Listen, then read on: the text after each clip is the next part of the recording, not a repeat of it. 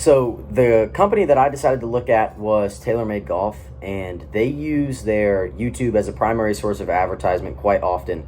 But it's not in the way that other companies use it. Usually you see a lot of direct advertisements that you see on television to put in front of videos, but often you don't see those videos as their advertisements. So I see TaylorMade Golf in a couple different ways on YouTube. I see them before usual videos as kind of short 30-second, a minute advertisements that also have a direct connection to the players and the athletes that they sponsor. So Scotty Scheffler, Tommy Fleetwood, you see them in the advertisements, but then directly on their channel, they also include those athletes quite often and kind of have them show off the brand and the new products that are being used, especially by the tour pros, but also by the people who are buying these products. So looking through the list of things that optimized the use of YouTube, I mean, TaylorMade uses keywords in their videos really well. They show the players often, so they use the players' names as their keywords. So if you're looking up Scotty Scheffler or Tommy Fleetwood that I automatically mentioned,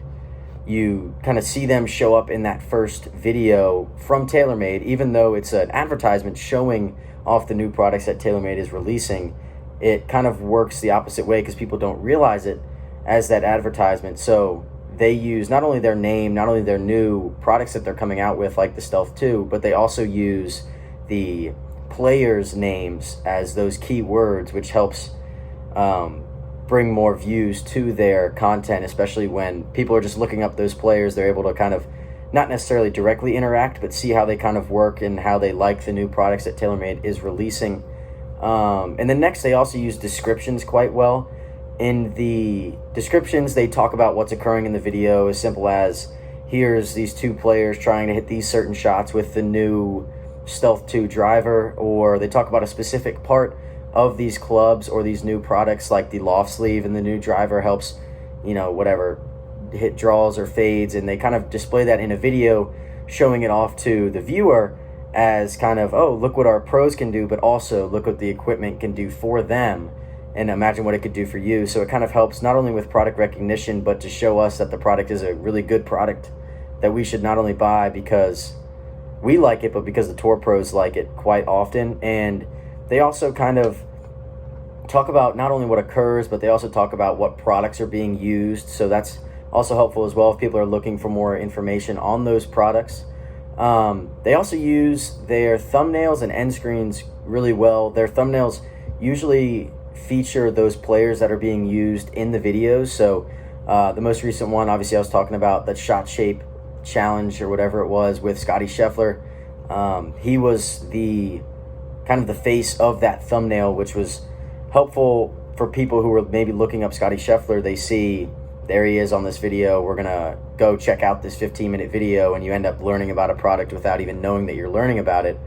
But they're also effective because they're very visually appealing. I mean, it draws in viewers that not necessarily wouldn't watch it, but when you see a nice fancy red or golfer swinging or playing on these videos, you kind of think, oh, well, maybe I want to go see what it's about, and then the content of the video kind of keeps you there, and you learn about the products that are being released. And then the end screens are also very effective. They provide those links to new videos as well as what products were used, and I think that they could improve in a couple different ways, like with the cards that I'll mention later.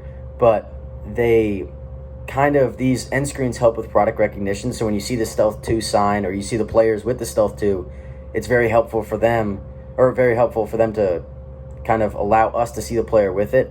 And so from now on, when you see Scotty Scheffler, you automatically kind of put him with the new driver or the new clubs that are coming out. And I think they're going for product recognition in that space. So those are the things that I think they do really well. They use captioning and transcripts, but I don't think that that's something that they really focus on. It's more of an automatic thing on YouTube for them. I mean, they're present and useful, so I think it's a positive thing for them that they're there, but they're not something that they kind of spend a lot of time on, I don't believe, so I didn't really focus on that. But they also don't use many tags in their posts, so I think they can improve in this area because they rely on the players' names and the keywords in their titles to kind of bring in people to watch their videos. So when you look up golf or you look up TaylorMade, you see these players, and it kind of helps with that product recognition that I mention over and over again. But the tags that they use, like often sometimes are just their own name, TaylorMade. Sometimes they'll put Stealth 2, but if they used maybe popular tags of the time, you'd get a new audience to come in. Or if you just used kind of simple tags such as golf or golf swing, I mean, people are constantly looking up ways to figure out their own golf game, and it would be positive for them to put their videos on that kind of area or to that certain audience on YouTube. And another thing I don't think they do very well is using the cards to other videos or products in their videos. So when you're seeing the new driver in the hands of one of these tour players, there's not often a link that pops up in the corner. So that's what the cards are referring to, when you can click on a link or a little box in the corner to another video that they're mentioning or something in that direction. But this could be something that they could utilize quite often, because you can literally put the link to buy that product in the top right of the video. So if someone says, wow, it's a really cool product, I'm going to go buy it, or I'm going to go check out more information about it, the link is just right there for them to go look at it. And I think that's something that they could leverage quite well going forward. But other than those two things, I think TaylorMade does a really good job of talking or using their professionals to kind of engage with their product and show that not only should you like it because our tour pros like it, but because you could like it as well.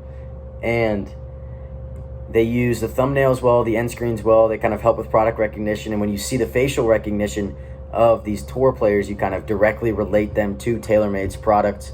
And they also use the descriptions well. So if you really weren't watching the video, but you wanted to go through and see what was being talked about in the video, if it's a 15-minute video, you don't have time, and you're just trying to find one to watch maybe during lunch or something, you can kind of look at the description and see what's going on, and they do a good job of describing it in there, so that's quite helpful as well. But I do think they need to improve on their tags, and especially improve in the area of the cards, to just give that direct contact to maybe a representative or the link to the website to buy the product. Obviously, golfers these days aren't too interested in buying a product right off the rack, but some are, especially if you're just getting into golf. So I think TaylorMade does a really good job on YouTube, not only with their advertisements that you see that are short before other videos, but also on their own YouTube channel.